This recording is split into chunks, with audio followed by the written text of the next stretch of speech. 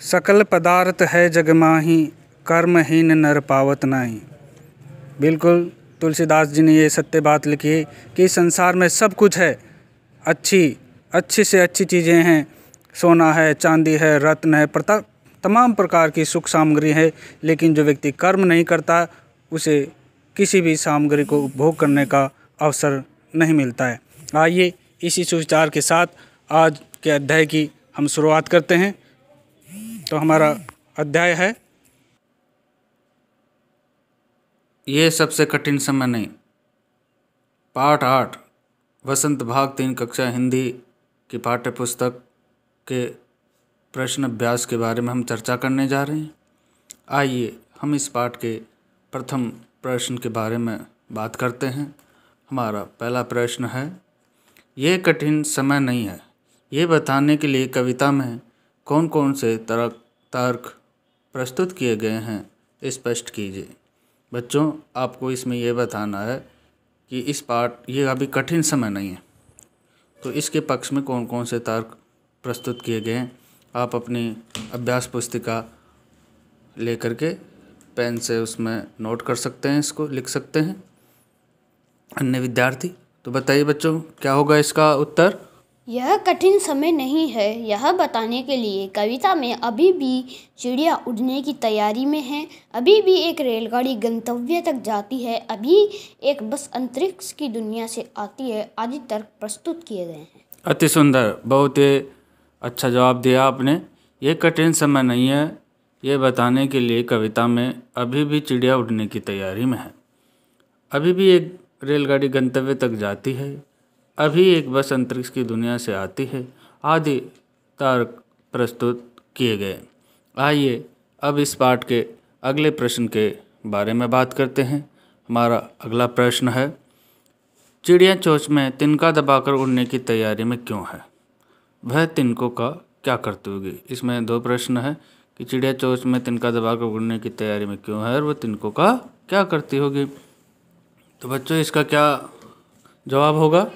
चिड़िया का लक्ष्य अपने लिए घर बनाना है, घर बनाने के लिए तिनका एक आवश्यक सामग्री है, अर्थात वह अपने लक्ष्य को प्राप्त करने की तैयारी कर रही है। बहुत ही अच्छा उत्तर दिया आपने। चिड़िया का लक्ष्य अपने लिए घर बनाना है और घर बनाने के लिए तिनका एक आवश्यक सामग्री है, अर्थात वह अपने लक्ष्य प्राप्त करने के लिए तैयारी कर रही, वह निराश नहीं हो रही, उसे अभी भी आशा है और अपने कर्म में वो लगी हुई है। बहुत ही सही जवाब दिया आपने। आइए इस पाठ के हम अगले प्रश्न के बारे में बात करते हैं। कविता में कई बार अभी भी शब्द का प्रयोग करके बातें रखी गई हैं। अभी भी का प्रयोग करते हुए 3 वाक्य बनाइए और देखिए लगातार निरंतर बिना रुके चलने वाले किसी कार्य का भाव निकल रहा है या नहीं है। ऐसे कौन से वाक्य हो सकते हैं बच्चों? देखकर बनाइए आप। अभी भी बरसात हो रही है, राम अभी भी नहीं आया है, महेश अभी भी खेल रहा है। इन सभी वाक्यों में लगातार बिना रुके चलने वाले कार्य का भाव निकल रहा है। बहुत ही अच्छा जवाब दिया आपने।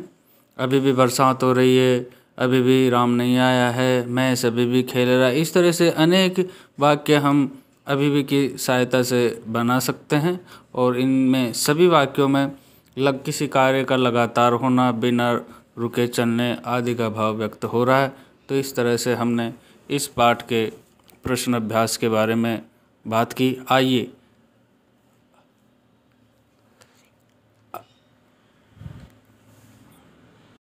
आइए इस पाठ के चौथे प्रश्न के बारे में बात करते हैं।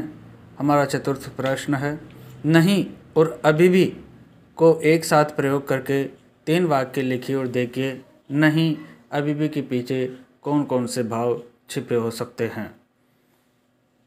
पहला वाक्य, नहीं मोहन अभी भी नहीं आया। दूसरा, नहीं अभी तक बस नहीं आई है। तीसरा, नहीं अभी तक उसने अपना कार्य नहीं किया है। इस तरह से हम नहीं और अभी भी का प्रयोग कर करके कई वाक्य बना सकते हैं। नहीं में नकारात्मक किसी कार्य के नहीं होने का बोध हो रहा है और अभी तक में जो उस कार्य का लगातार होना या लगातार नहीं होने का भाव प्रकट हो रहा है। इस तरह हमने इस पाठ के प्रश्न अभ्यासों के बारे में बात की। अगले पाठ के बारे में हम हमारे अगले वीडियो में बात करेंगे। तब तक के लिए धन्यवाद।